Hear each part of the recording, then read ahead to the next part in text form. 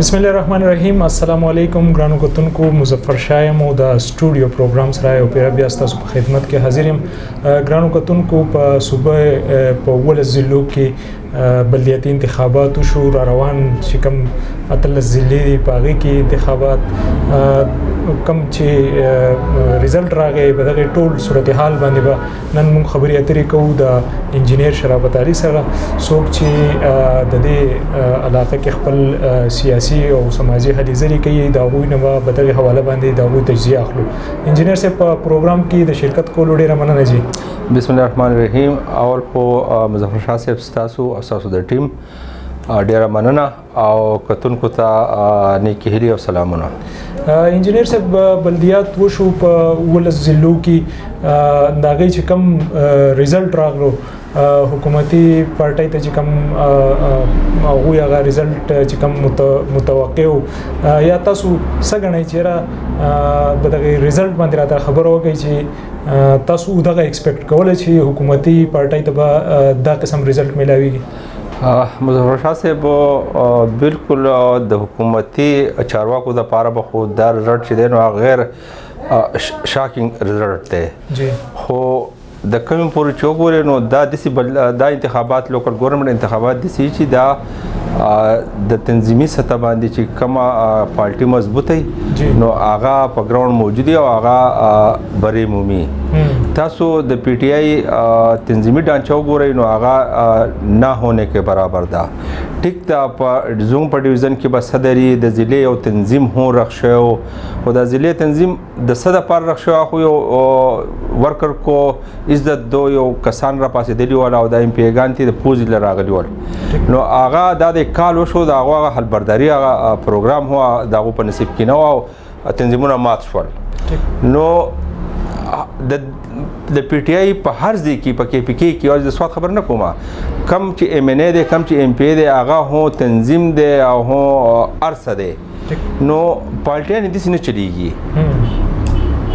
او خاص کر تاسو وګورئ د رزلټ ته وګورئ نو په ویلیج کونسل په سطح خو تاسو وګورئ د پی ټی آی ډېر کم کسان راغلي دي او ګټلي ده په ویلیج کونسل په سطح باندې او په تحصیل په سطح باندې تاسو وګورئ جو جی او آی چې دا هغه په 1 نمبر راغلی ده. اول راغلی د 22 سیټونه اغستې دي، بیا پی ټی آی 14 سیټونه اغستې دي، بیا پسې زما پارټي چې دا آزاد ګروپ چې دی هغه په 3 نمبر راغلی ده او په خاص کر په ویلیج کونسل په سطح باندې خو اکثریتي په 1 نمبر باندې آزاد کسان دي. نو د حکومتي دا شکست چې دی د هغې مین وجه چې دا د تنظیمي ډانچه د نه کېدو ده او فرض که دا داسې نو په دې باقي اضلاع کې چې دی نو هغه هم دو شکست مومي. ټیک. انجینیر صاحب، دا راته ووایه چې د حکومتي پارټۍ ذکر خو تاسو وکړو چې تنظیمي ډانچه نشته یا وضع چې کوم دی هغه دغه جوړه شوه. جی یو آی چې دا دومره ټول پارټیانې سرپرایز کړي، د دې تاسو ته څه وجه ښکاري؟ دا دی چې مولانا صاحب چې دی هغه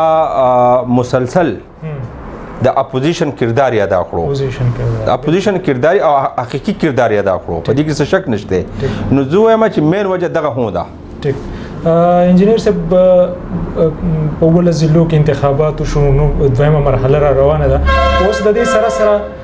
په اخباراتو کې یا په سوشل میډیا باندې یا په مین سټریم میډیا باندې هم موږ دغه خبرې اترې اورو چې اختیارات چې کوم دي هغه به د تحصیل میر سره یا د ناظم چې کوم دي هغه سره به هغه اختیارات نه او دغه اختیارات چې کوم دي دا محدود کوي او دغه هغوی انډر کوي د اسسټنټ کمشنرز یا د ټي ایم اوز یا د ډي سي انډر به کار کوي. په دغه حواله تاسو څه وایئ؟ زه به دا وایم چې خان صاحب د اولي ورځې لا په دې حق کې دی چې اختیارات چې دی هغه لاندې سطح پورې د ګراس لیول کم چې دا ویلیج کونسل ناظمین دي یا د تحصیل ناظمین دي چې هغه ته منتقل شي او د هغې دا ښه خبره هم ده. اوس فرض که یو ای سی یا ډي سی راځي اوس نو هغه د دې علاقې د رواج له یا د دې علاقې د مسایلو له خبر نه وي، هغه د یو کال د زیات نه زیات 2 کال دپاره په دغې چوکۍ کینی. خو کم نماینده چې منتخب شوی نو هغه دلته عمر تیر کړی، هغه د دې حالاتو له د دې مسایلو له خبرې نو فرض کا دا کمی خبرې چې په سوشل میډیا په اخباراتو کې چلیږي او دا اختیارات چې دي دا بیا ایس او ډي سي لا واپس هغه ته منتقل کیږي زه به دا وایم چې خان صاحب یو ډېر غټ یوټن بوالي چې هغه زما په خیال چې کیدی شي چې هغه دا خبره ته مخې ته شونه هغه د دې مخنیوي هم وکړي. ټیک انجینیر صاحب څه غواړي چې کم انتخابات په نیمه صوبه کې تقریبا 12 ضلعو کې وشو بقایا چې کم پاتې دي د تر اوسه پورې تاریخ اعلان نه دی کړی نو 16 جنوري وا بیا پکې داسې دغه راغله چې په مارچ کې خو تر اوسه پورې اعلان نه دی کړی شوی په دغه حواله تاسو څه غواړئ؟ مظفر شاه صاحب څنګه چې په 17 ضلع کې دا انتخابات وشول تقریبا پستا په نیمه صوبه کې انتخابات وشول نو دا خو کېدی نشي چې ستا په نیمه صوبه کې انتخابات وشي او په نیمه کې به نه کیږي به لازمي او کله چې الیکشن کمیشن چې کله د شیډول اعلان کوي نو هغه کې 50 ورځې دا شیډول پیریډي نو فلحال هغه لا اعلان نه کړی کېدی شي چې په جنوري کې اعلان وشي او د مارچ اند یا میډ ته انتخابات وشي فرض کې په جنوري کې اعلان ونه شو او لږ لیټ شو بیا به د روزې لا بعد په مې کې به انتخابات کیږي. ټیک انجینیر صاحب تاسو چونکه په تحصیلي بریکوټ کې خپل هلي ځلې کوي دلته تاسو سیاسي او سماجی هلي ځلې ټولې په تحصیلي بریکوټ کې نو دا خپل تحصیل د بریکوټ د تحصیل خبر به وکړو دلته تاسو اورال صورتحال د مختلف پارټو د حکومتي پارټي څه صورتحال ویني د روان بلدیات انتخاباتو په حواله باندې؟ مظفر شاه صاحب څنګه چې ما تاسو ته مخکې وویل چې تنظیمي ډانچه موجوده نشته په پی کې 6 یا زه د خپل تحصیل خبر وکم تاسو چې ډاکټر صاحب سیټ ته کوي نو بل کس د سې نه چې هغه د سې هلي ځلې وکي د سې پروګرامونه وکي او په الیکشن کې برپور چې داغه لاس پی نه ټیک شو بل د یو کس نشته چې هغه ځنه زه به دا وایم چې ما هومورک کړی دی ما تقریبا په هر پولینګ سټیشن د پاره ما کم چې پولینګ ایجنټان دي دا هغه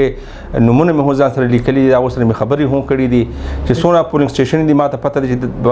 زوم په تاسو کې سونه پولینګ سټیشن دي سونه پولینګ بوتس دي کنه دا ټول ډیټیل ما اغسته دي او آیا د حکومتي کم کس چې وردیږي هغه سره دا معلومات شته یقینا دا معلومات باندې لا کینډیډیټ په ششو پنځ کې دي چې را کینډیډیټ بکسو کی بالکل او تنظیم شته نه ما ته د سیاست شي چې په 2013 کې چې کله الیکشن او د الیکشن په ورځ باندې زو غړای ته تلو ما تلاوت خان صاحب تاسو ته پوښتنه کولای شي هغه الته ولاړو ما ته وی انجینیر صاحب سونه ووټ بوالي ما چې کم از کم 8,500 په 2 میلیون کونسل کې په وخت کې پی کې بحثي وو څنګه تاسو کې 2 میلیون کونسل پی کې بحثي کوي صحیح ما جی بالکل 8:30 بجے به تاسو ته پته لګي د دې غوا زمين هو دی ناظم د غړای او بیا چې 8:30-9 بجې چې رزلټ راغلو نو 8600 د پاسه ووټ اغستو دا غي وجه دا و چې زو د تحصیل د صدر پیسې باندې چې کله زو منتخب شوم په انټر پارټي الیکشن کې نو ما 52 تنظیمونه جوړ کړل او په هغه تنظیمونو کې مې د هرې طبقه له کسانو اغستل ما ته خپل ووټ معلومه چونګه دونه ووټ اخلو نو چرته پکار ووټ کې دی پکار ووټ نو بیا به همایون خان بنه بیللا همایون خان چې سونه کار کړو دونه اچھا نه دی کړی په دې کې هیڅ شک نشته په پی کې 6 کې او په تحصیل برکوټ کې ډېر کارونه شوي دي د کارونو په حواله باندې زویم چې د پی کې 6 کسان یا د تحصیل کسان ګیله کوي نو دا باسي بیجا کوي خو دا اوټ چې دی دا په کارونو نه دی دا په تنظیم دی او تنظیم شته نه دلته خو تاسو وګورئ په هر کلی کې د ایم پی کس دی او هر کس 3 میاشتې شپږ میاشتې بعد هغه استعمالېږي ټوش پیپر په شان ارتاویږي تاسو وګورئ چاپیره وګورئ زم برکوټ وګورئ غالېږي وګورئ کوټه وګورئ مثالونه موجود دي صحیح نو فرض کا دغه رویه او دغه حالي نو زه وایم چې ان شاء الله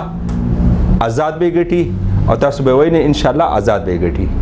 ډیره مننه انجینیر صاحب زموږ سره د خپل خیالاتو شریکولو او د تجزیه راکولو جی ګرانو کتونکو تاسو د انجینیر صاحب خبرې واورېدې او د انجینیر صاحب د وینا مطابق چې د کمی پارټۍ تنظیم نه وي تنظیمي ډانچه نه وي هغوی ته په بلدیات وي او که جنرال الیکشن وي بیا هم دغه رنګه مسلې چې کوم دی هغه رامخکې کېږي. تر یو بل پروګرام پورې خپل کوربه مظفر شاه بچاله اجازت ورکړي. د تل پاتې خدای پامان.